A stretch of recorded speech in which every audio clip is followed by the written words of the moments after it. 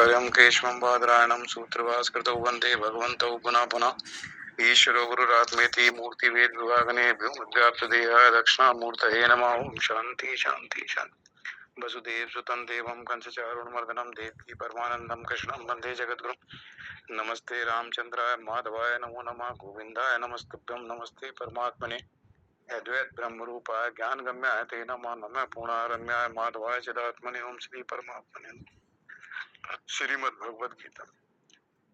बहुने में बीती तानी जन्मानि तब चार्जुन तान्यम वेद सर्वाणि न तम वेद परंतपम अजो अपि सन्मव्यात्मा भूतानाम ईश्वर प्रसन्न प्रकृतिम स्वामधिष्ठा संभवात आत्माया यदा यदा हि धर्मस्य ग्लानि भक्ति वार्ता अभ्युत्थान धर्मस्य तदात्मानं सृजाम्यहम् परित्राणाय साधूनां विनाशाय च दुष्कृतां धर्म संस्थापनार्थाय संभवामि युगे युगे।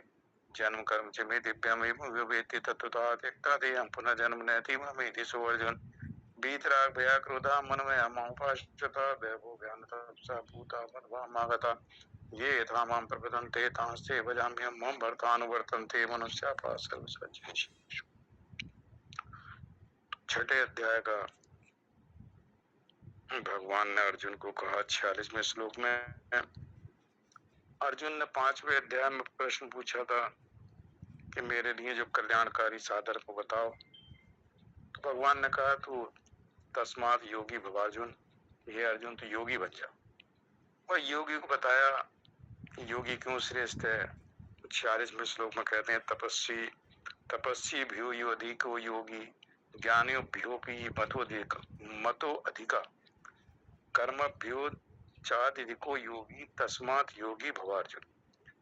कहते हैं तपस्वी से योगी श्रेष्ठ है, ज्ञानी से योगी श्रेष्ठ है, कर्मी से योगी श्रेष्ठ है, इसलिए अर्जुन तो योगी बन जा। तो 3 शब्द आए, तपस्वी, ज्ञानी और कर्मी। तो यहाँ तपस्वी का मतलब है जो सिद्धि के लिए तप करता है कि मुझे ये सिद्धि प्राप्त हो जाए। सिद्धि तप के पीछे कोई कामना है, सिद्धि की प्राप्ति के लिए मैं ये तप करता हूँ, तो उसको नाम भाव से तप करता है, उससे योगी श्रेष्ठ है। ज्ञानी है जिसको शास्त्रों का बहुत ज्यादा ज्ञान है, लेकिन उस ज्ञान के बदले उसके मन में है कि मुझे मान सम्मान हो या मुझे भोग मिले या ऐश्वर्य मिले।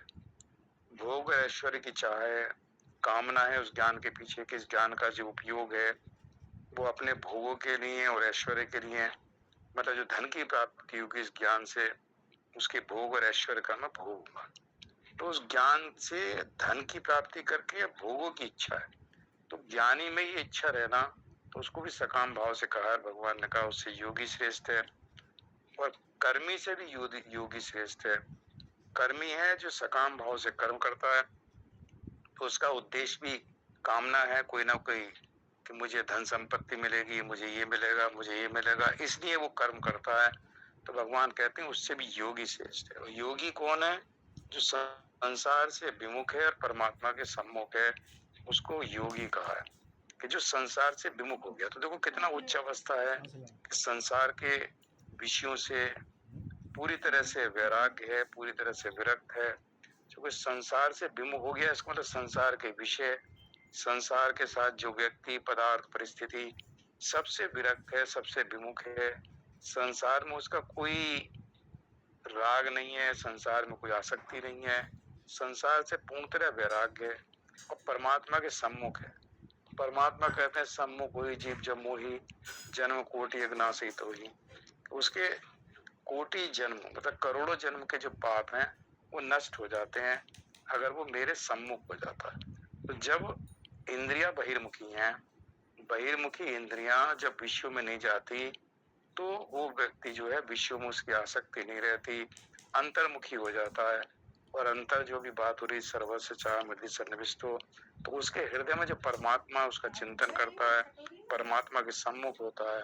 बाहरी संसार के जो विषय हैं, जो इंद्रियां विषयों में जाती थी, तो इंद्रियां विषयों में बिना राग और द्वेष से रहित होकर जितना शरीर को सेवन करने की आवश्यकता विषयों की, उसका विषयों का सेवन करती हैं। तो जब तक शरीर में हम हैं, जब तक शरीर में जीवात्मा है, तब तक उसको विषयों का सेवन करना आवश्यक है। देखना, सुनना, खाना, पीना, शरीर के निर्वाह के लिए जो विषय हैं, जो शरीर के लिए आवश्यक हैं, उसका सेवन करना अति आवश्यक है, तो शरीर नहीं चलेगा। लेकिन उन विषयों में उसका ना राग रहता है ना द्वेष रहता है, कम से कम समय देता है, जितनी आवश्यकता है उतने ही इंद्रियों को विषयों में प्रवृत्त करता है। तो कितने समय के लिए विषयों में प्रवृत्त करना है, कितने समय के बाद विषयों से इंद्रियों को निवृत्त करना है, किस विषय में प्रवृत्त करना है, किस विषय से निवृत्त करना है, इसका उसको ठीक ठीक विवेक है। जब उसको विवेक हो जाता है तो प्रवृत्ति और निवृत्ति क्या है, कितने समय के लिए, किस विषय में, तो पूरी तरह से इंद्रियां उसके अधीन है। जब तक इंद्रियां अधीन नहीं होती तब तक ये स्थिति नहीं होती। जब तक मनुष्य का जो मन है, तो या तो हम मन के अधीन रहते हैं, जैसा मन में आ जाता है वैसे विषयों में चले जाते हैं, जितने समय के लिए मन को आनंद आ रहा है विषयों का, 2 घंटे 4 घंटे उतने संसार के विषयों का भोग करते हैं। लेकिन जब मन हमारे अधीन हो जाता है तो जीवात्मा उस मन को अपने वश में रखती है। तो इसलिए चूंकि देखो मन जो है ना, वैसे अगर देखा जाए तो शरीर को रथ जब कहा है और इंद्रियों को घोड़े कहा है, तो इंद्रियां, शरीर जो एक रथ है और इंद्रियां घोड़े हैं। तो रथ को अपने आप तो रथ करेगा नहीं कुछ। तो रथ को जब तक उसमें रथी चलाने वाला ना हो, सारथी ना हो, चेतन ना हो, तब तक ये जड़ जो शरीर है, जड़ इंद्रियां हैं, जड़ मन है, ये अपने आप कुछ नहीं कर सकते।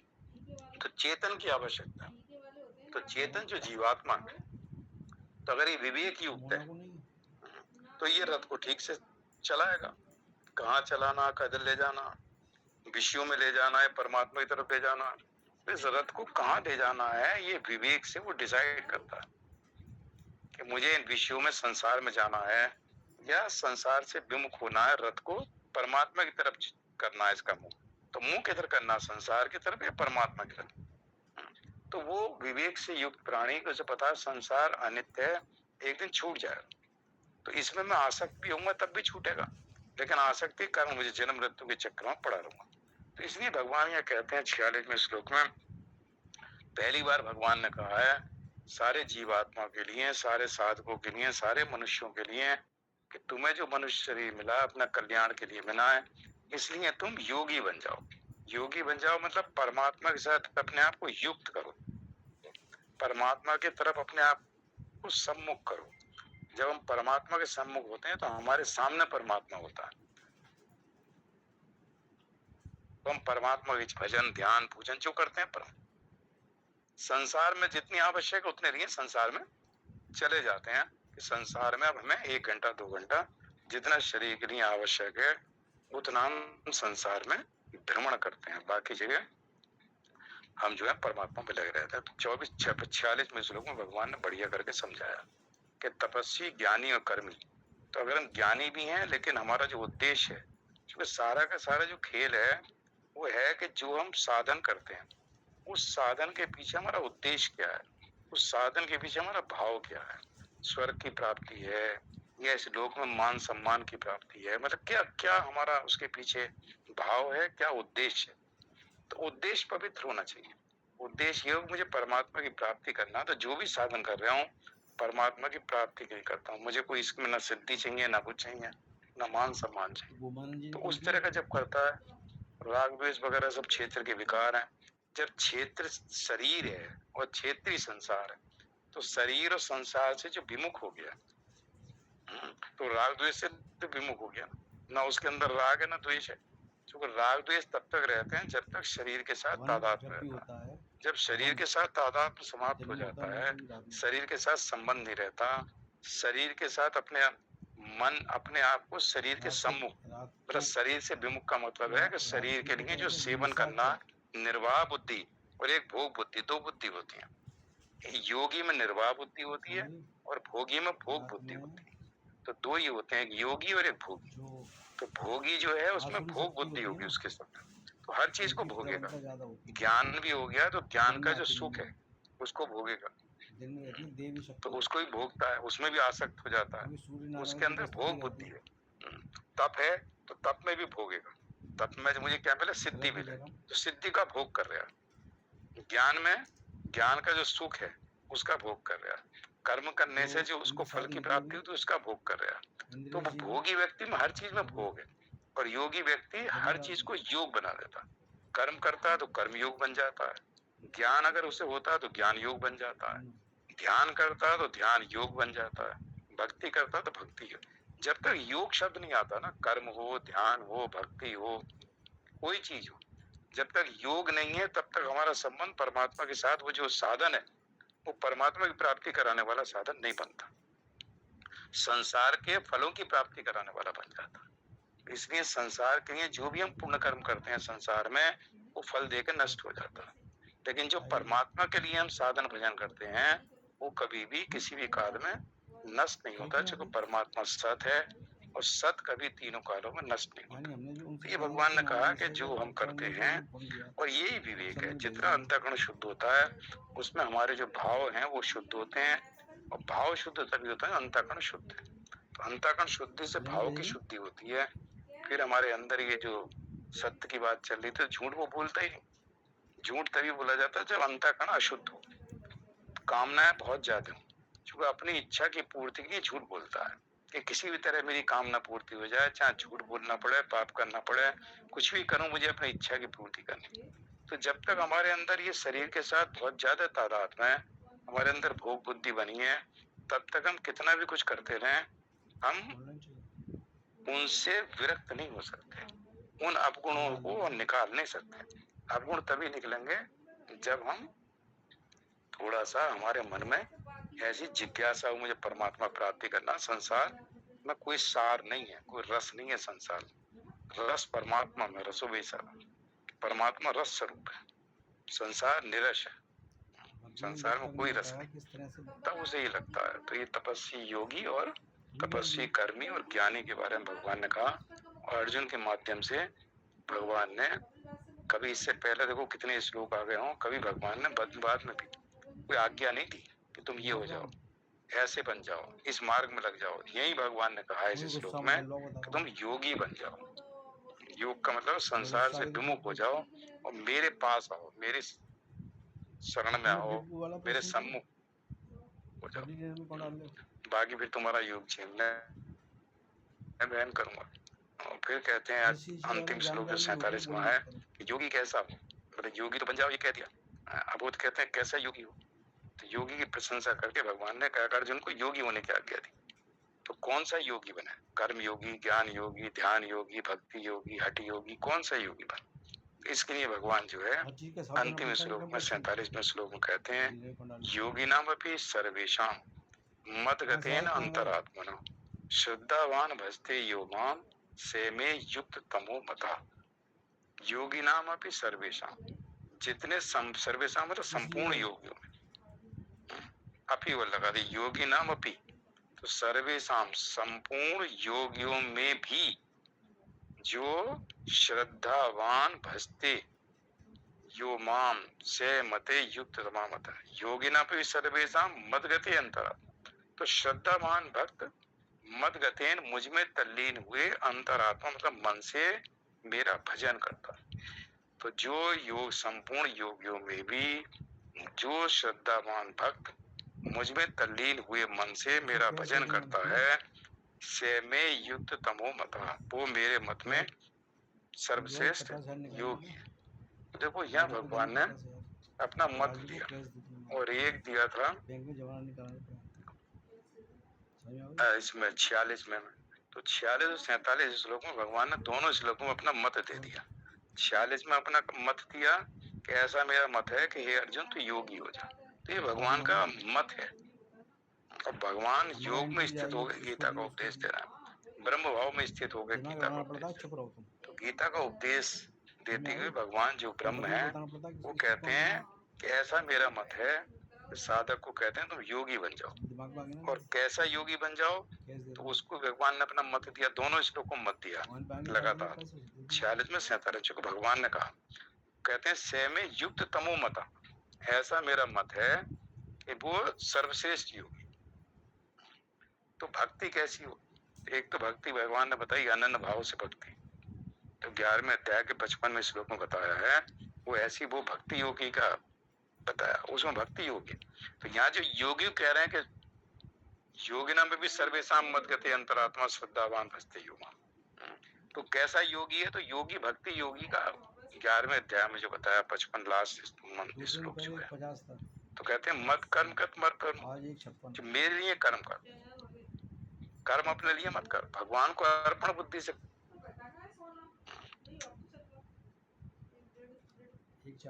मत परमो अर्थ का किसी चीज मेरा आश्रय ले, मत भक्ता, मेरा भक्त बन जा, किसी चीज का भक्त मत बन, मेरा भक्त बन। संग वर्जिता ये कंडीशन और लगा दी, सारी आसक्तियों का त्याग कर ले,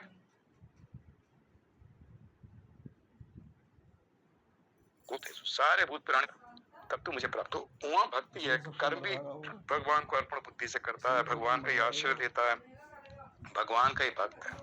मतलब भक्त ही क्या है, किसी व्यक्ति विशेष, किसी पदार्थ, किसी चीज का भक्त, भक्त भगवान के, जो भगवान के परायण है, भगवान का ही आश्रय लेता है, कहीं कोई इसकी आसक्ति नहीं है।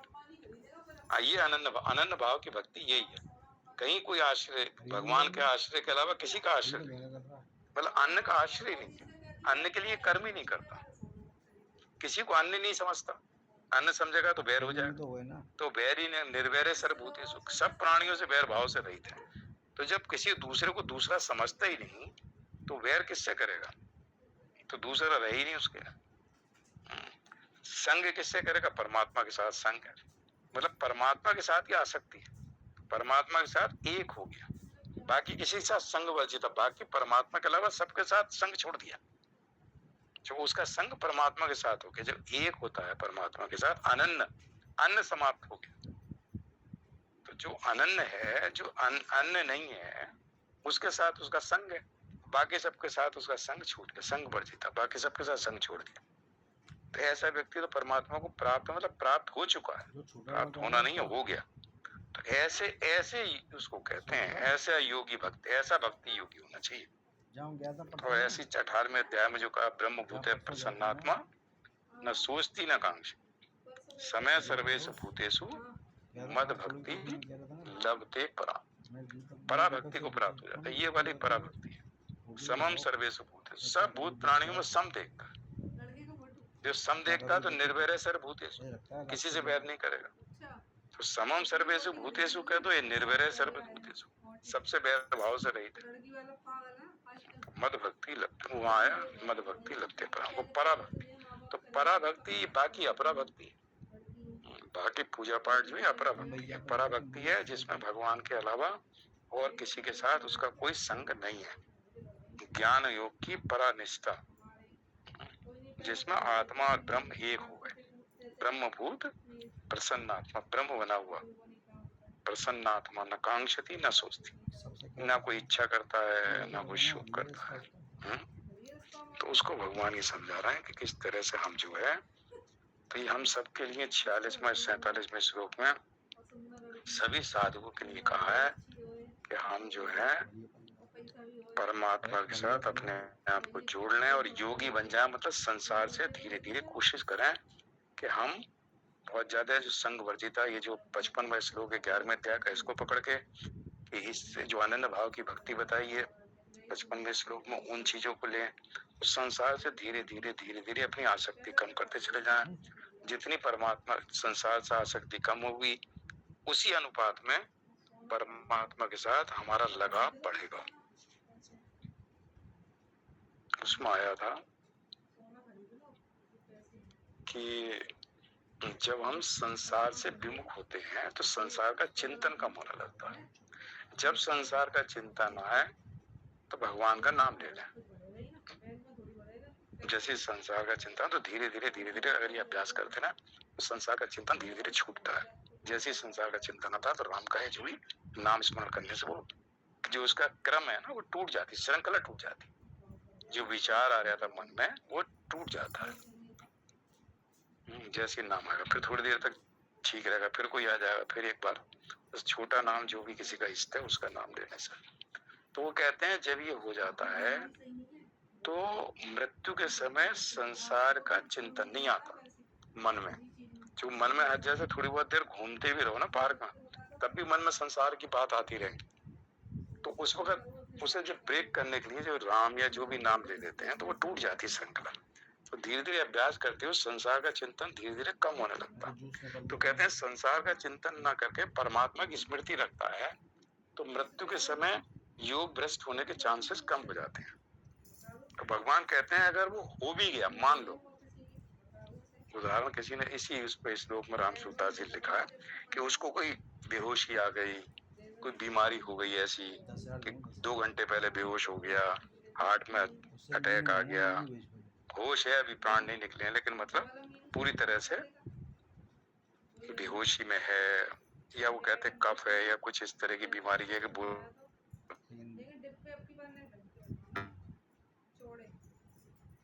तो अजीब स्थिति, मतलब दिमाग में भी प्रॉब्लम आ गई। तो वो कहते हैं, भगवान कहते हैं मैं अंदर बैठा हुआ मैं उसे स्मरण कराता हूँ, क्योंकि इसने मेरा इतना स्मरण किया है तो मेरी ड्यूटी बनती है कि मैं उसको स्मरण कराता हूँ, क्योंकि मेरा भक्त है, मुझे स्मरण करता था।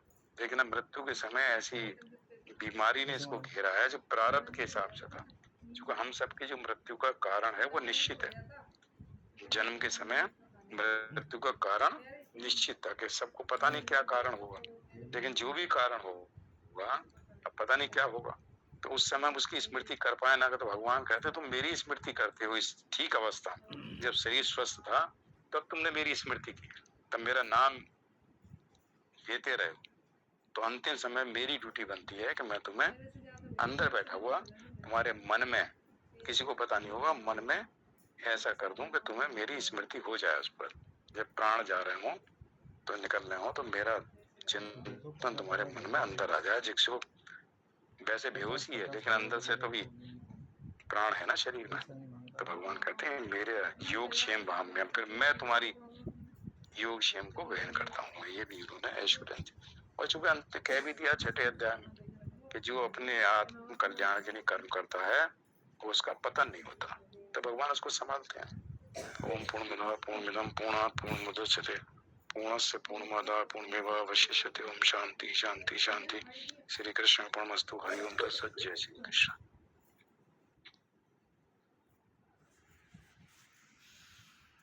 बहुत बढ़िया भगवान, बहुत बहुत आभार।